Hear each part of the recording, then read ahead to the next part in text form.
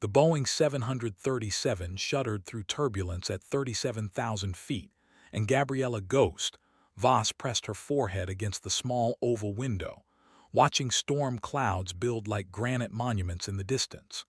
She'd chosen seat 18B deliberately, middle row, anonymous, invisible. Just another passenger in civilian clothes heading home to Denver after her father's funeral in Phoenix. The flight attendant had offered her condolences twice, mistaking her thousand-yard stare for fresh grief, rather than the bone-deep exhaustion of someone who'd spent the last 8 years flying combat missions over Afghanistan. The wedding ring on her finger caught the cabin light, a prop she wore on civilian flights to deflect unwanted conversation. It worked. The businessman in 18A was absorbed in his laptop, and the college student in 18C had her earbuds in, oblivious to the world. Ghost preferred it this way, invisible, unremarkable, the opposite of everything she'd been in the cockpit of an A-10 Thunderbolt II. "Ladies and gentlemen, this is your captain speaking." The voice crackled through the intercom with forced calm that Ghost recognized immediately. She'd used that same tone herself when missiles were screaming toward her aircraft. "We're experiencing some mechanical difficulties and will need to divert to Colorado Springs. Flight attendants, please prepare for landing." The cabin erupted in nervous murmurs. Ghost's eyes found the nearest emergency exits automatically. Row 16, row 34, overwing exits at row 22. Her body had already begun the familiar pre-flight checklist her mind ran before every mission: assess threats, identify assets, prepare contingencies. But she wasn't flying today. She was just passenger 18B. The aircraft banked sharply left, too sharply, and Ghost felt the slight shimmy in the airframe that spoke of hydraulic problems. The businessman's laptop slid across his tray table. The college student pulled out her earbuds, finally sensing something was wrong. Through the window, Ghost could see the front range of the Colorado Rockies rising like jagged teeth beneath them, beautiful and unforgiving. "Ma'am," the flight attendant appeared beside her row, clipboard in hand, voice tight with controlled panic. "Are you Lieutenant Colonel Gabriella Voss?" Every head in the surrounding rows turned. The businessman looked up from his laptop. The college student stared. Ghost's carefully constructed anonymity evaporated like vapor trails in clear sky. She met the flight attendant's eyes and saw her own reflection there. A woman who'd flown 137 combat missions, who'd been shot down twice and walked away both times, who'd earned her call sign by disappearing from enemy radar when it should have been impossible. "Yes," she said quietly, "that's me." The flight attendant's relief was palpable. "The captain needs to speak with you immediately." Ghost unbuckled her seatbelt, knowing that her peaceful journey home had just ended, and something far more complicated was about to begin. The narrow aisle stretched before her like a runway, and every passenger's eyes followed her movement toward the cockpit door. She'd spent years learning to be invisible, but some things couldn't stay hidden forever. The cockpit door opened and Captain Torres turned in his seat. His face was pale, sweat beading on his forehead despite the cool cabin air. "Colonel, we've got a problem." His co-pilot, a young woman who looked barely old enough to drive, let alone fly a commercial aircraft, nodded grimly from the right seat. "Multiple hydraulic failures and we've lost primary flight controls. We're flying on backup systems only." Ghost's eyes swept the instrument panel with the practiced efficiency of someone who'd memorized emergency procedures for a dozen different aircraft. The hydraulic pressure gauges showed what she'd suspected: dual system failure, a nightmare scenario that turned a controllable aircraft into a barely manageable piece of metal falling through sky. "How long have you been dealing with this?" "Started about 10 minutes ago," Torres said. "We declared an emergency with Denver Center, but Colorado Springs is our best option. The problem is—" He gestured toward the weather radar display, where angry red and yellow cells painted a picture of severe thunderstorms directly over their destination. "We're flying into that." The co-pilot spoke for the first time, her voice steady despite the circumstances. "First Officer Martinez, sir. "I mean, ma'am, Colonel." She was clearly rattled, not by the emergency, but by the sudden appearance of a decorated combat pilot in their cockpit. "We've heard about you, the ghost of Kandahar, the pilot who brought home a burning A-10 with no hydraulics and half a wing." Ghost studied the young woman's face, seeing something of herself from 15 years ago, eager, terrified, desperate to prove she belonged in a cockpit. "What's your experience with emergency landings?" Martinez's cheeks flushed. "This would be my first, Colonel." Torres shifted uncomfortably in his seat. "Company policy requires the most experienced pilot available to assist in emergency situations. When the manifest showed your name—" He trailed off, uncertainty creeping into his voice. Ghost understood his hesitation. She was a passenger, not crew. She had no authority here, no official capacity. But she also knew what Torres was really asking, what the beads of sweat on his forehead and the tremor in his hands were telling her. He was scared. They were all scared. 153 souls on board, including 3 children in rows 12 through 14, and a storm system that looked like the kind of weather that ate airplanes whole. "The A-10 and the 737 have different flight characteristics," Ghost said carefully, "but the principles are the same. Hydraulic failure means manual reversion. You're going to need every bit of strength you can get on those controls, especially in turbulence." Through the cockpit windows, the Colorado Springs airport was still 20 miles away, but the storm clouds were building like a wall of granite and fury. Lightning flickered in the distance, and Ghost could see the sheets of rain that would turn their emergency landing into a test of skill, courage, and pure luck. Captain Torres made his decision. "Would you be willing to assist?" The word assist hung in the air between them, loaded with implications. Ghost knew what he was really asking. Not assistance. Command.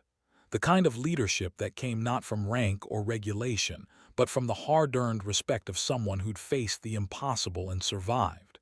She looked back toward the passenger cabin, where 150 people were trusting their lives to whatever happened in the next 30 minutes.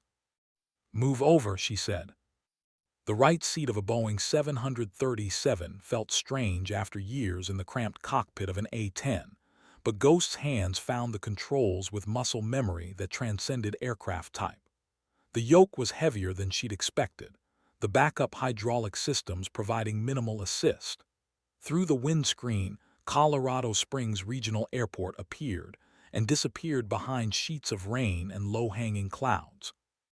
"Denver Center, American 447, we have a qualified military pilot assisting with the emergency approach," Torres transmitted, his voice steadier now with Ghost beside him. The controller's response crackled through the radio. "American 447, understand you have military assistance on board. Runway 35 left is clear and emergency vehicles are standing by. Winds are currently 30 at 22 knots, gusting to 35. Visibility is 2 miles in heavy rain." Ghost felt Martinez lean forward between the seats, watching her every movement. The young co-pilot was learning, even in crisis, filing away each decision for future reference.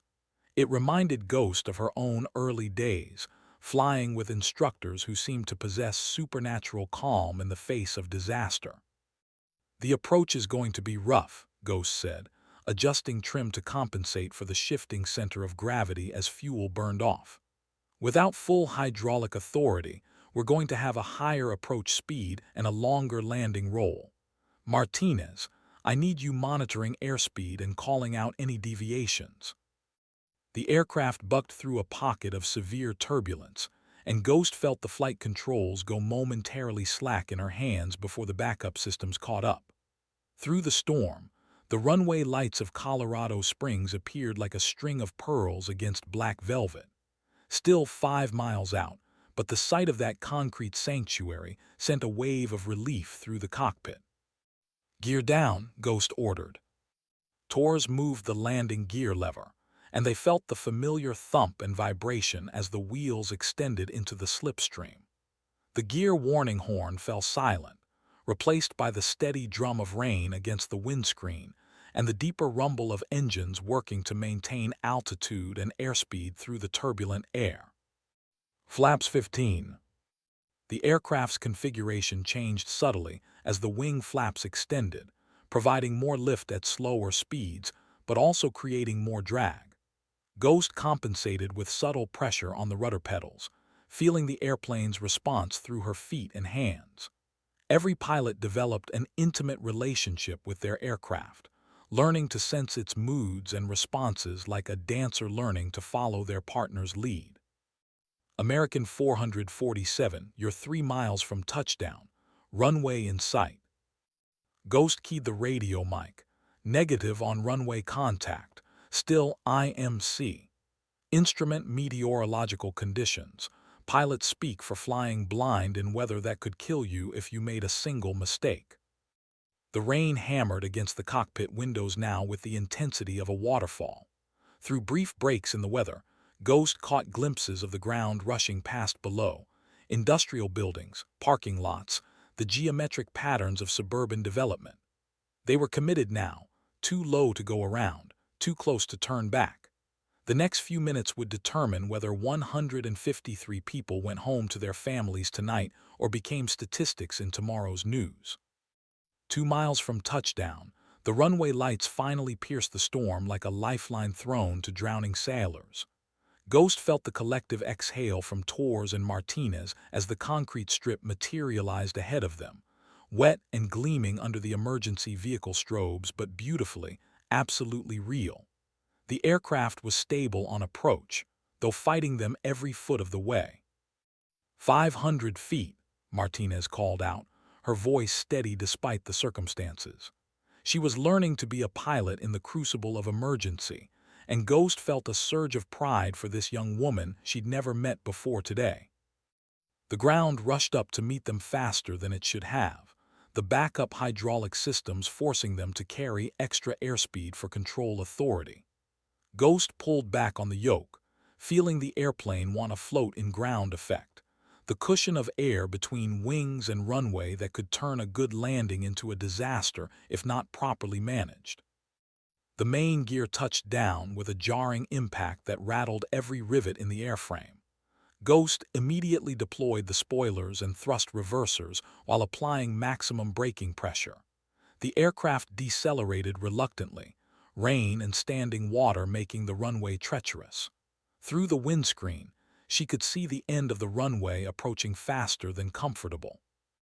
"Come on, sweetheart," she whispered to the airplane, coaxing it to slow down with the same gentle firmness she'd used on countless combat landings. The Boeing responded like a well-trained horse, settling onto the runway centerline and finally bleeding off the last of its dangerous speed. Emergency vehicles raced alongside them as they taxied clear of the active runway, red and blue lights painting the storm-darkened afternoon in urgent colors. Ghost's hands were shaking now with adrenaline release, the fine motor tremor that followed every successful emergency landing she'd ever made. American 447, emergency vehicles are following you to the gate. How do you read?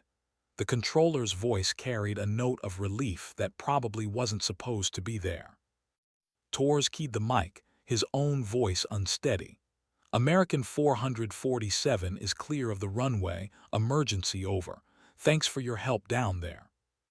As they parked at the gate, Ghost became aware of applause filtering forward from the passenger cabin. It started hesitantly, maybe from 1 or 2 people who understood what had just happened, then spread throughout the aircraft like a wave. She unbuckled her harness and stood on shaking legs, knowing that in a few minutes she'd be just another passenger again, collecting her carry-on bag and walking anonymously through the terminal. But Martinez caught her arm as she prepared to leave the cockpit. "Colonel, thank you." The young pilot's eyes held something that Ghost recognized, the look of someone who'd just learned what it meant to be truly tested and had discovered reserves of courage they'd never known they possessed. "You did good today," Ghost said simply. "That's what we do, we bring people home." The terminal at Colorado Springs buzzed with the controlled chaos of an emergency landing's aftermath. Passengers clustered around gate agents demanding answers about connecting flights, while others called family members to report their safe arrival. Ghost moved through it all like a shadow, her military bearing the only thing that distinguished her from any other stranded traveler. She found a quiet corner near the window and pulled out her phone to call her sister in Denver, knowing Alina would be worried when the flight didn't arrive on schedule. The rain had lightened to a steady drizzle, and emergency vehicles were still clustered around the aircraft like protective guardians. "Gabby, thank God. I saw on the news that there was an emergency landing in the Springs. Was that your flight?" Ghost watched ground crews examining the Boeing's landing gear, their careful inspection routine as familiar to her as morning coffee. "Yeah, that was us. We're all fine. Just a mechanical issue." Just a mechanical issue. Alina's voice carried the particular exasperation of a younger sister who'd spent years worrying about her pilot sibling. "The news is saying it was a major hydraulic failure. They're calling it a miracle landing." Through the terminal window, Ghost could see Captain Torres and First Officer Martinez talking with FAA investigators, their hands moving in the universal language of pilots describing an emergency procedure. Martinez looked confident now, standing straighter, her voice animated as she recounted their approach and landing. She'd been changed by the experience, refined by fire into something stronger. "It wasn't a miracle," Ghost said quietly. "It was just good flying."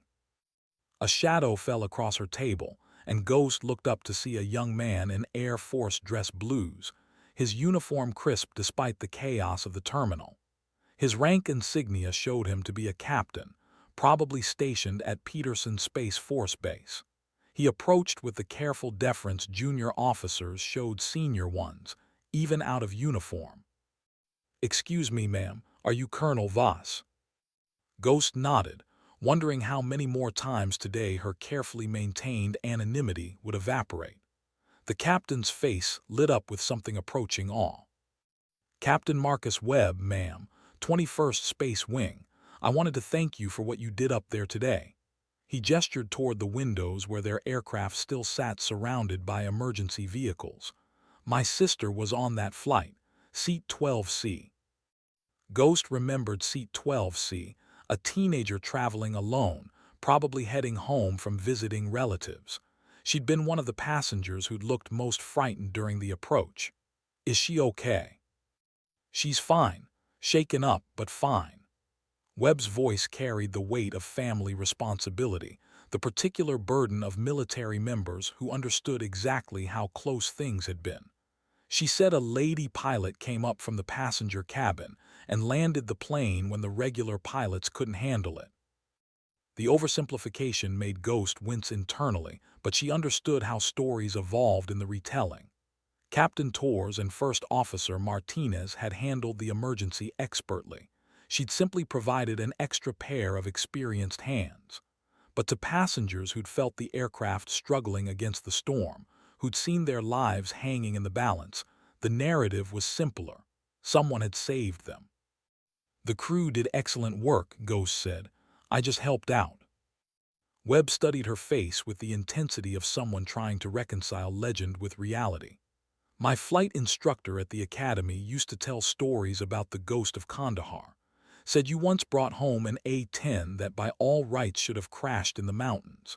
Engine fire, hydraulic failure, and half your left wing shot away by Taliban missiles."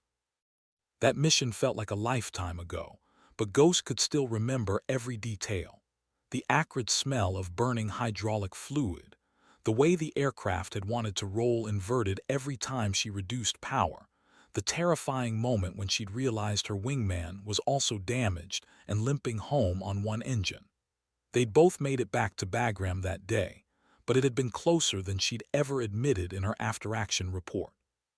"Different airplane, different situation," she said, "but the principles are the same. You fly the aircraft until it stops flying." A gate agent's voice echoed through the terminal.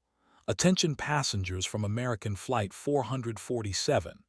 Due to the emergency landing, your aircraft is out of service for the remainder of the day. We're arranging ground transportation to Denver for all passengers, departing in 30 minutes. Ghost gathered her carry-on bag, a single black nylon case that contained everything she owned that mattered: her father's Purple Heart, her own distinguished flying cross, and a handful of photographs from Afghanistan that she couldn't bring herself to throw away but couldn't bear to display. Her entire adult life packed into carry-on dimensions. As she walked toward the ground transportation area, she passed the crew from Flight 447. Martinez was still talking animatedly with investigators, her hands sketching approach angles and control inputs. She'd found her voice, Ghost realized, discovered the confidence that came from performing under pressure and succeeding. Captain Torres caught Ghost's eye and nodded once, the universal acknowledgement between pilots who'd shared a difficult flight. No words were necessary. They'd done their job, brought their passengers home safely, and that was enough. The bus to Denver was half empty, most passengers having made other arrangements or been met by family members driving down from the front range. Ghost chose a seat near the back and watched Colorado Springs disappear in the side mirror as they merged onto Interstate 25. The storm was breaking up now, late afternoon sunlight filtering through the cloud deck in golden shafts that painted the prairie in amber light. Her phone buzzed with a text from Alina. Saw the interview on Channel 7. Martinez girl says a passenger pilot saved the flight. That was you, wasn't it? Ghost smiled despite herself and typed back, just helped out. See you in a couple hours. But even as she wrote it, she knew the story was already growing beyond her control. By tomorrow, there would be news articles. By next week, someone would probably track down her service record and write a feature story about the decorated combat pilot who'd emerged from anonymity to save a commercial flight. The visibility she'd spent 3 years avoiding since her retirement would be gone forever. Through the bus window, she could see the lights of Denver beginning to twinkle in the gathering dusk. Home, or what passed for home these days. Alina's house in Stapleton, where she'd been staying since their father's death, trying to figure out what came next in a life that had always been defined by military service and combat flying. The irony wasn't lost on her. She'd spent years earning respect in cockpits around the world, proving herself capable in situations where failure meant death. But it had taken a random hydraulic failure on a civilian airliner to remind her that sometimes the most important victories were the quiet ones, the emergencies handled professionally and without fanfare, the passengers brought safely home to families who would never know how close they'd come to disaster. Her reflection in the bus window showed a woman approaching 40, graying at the temples, laugh lines earned from years of gallows humor in combat squadrons. She looked older than her years, but there was something in her eyes that hadn't been there that morning, a spark of purpose that had been missing since she'd hung up her flight suit for the last time. Maybe anonymity was overrated. Maybe it was time to stop being the ghost and start being Gabriella Voss again. The bus rolled north through the Colorado evening, carrying her toward whatever came next. Behind them, emergency crews were still examining the Boeing 737, documenting the hydraulic failure that had turned a routine flight into a test of skill and courage. By tomorrow, it would be just another entry in the FAA's incident database, a successful emergency landing that would be studied by investigators and used to train future pilots. But for 153 passengers, it would always be the day they came home safely, because someone was ready when they were needed most.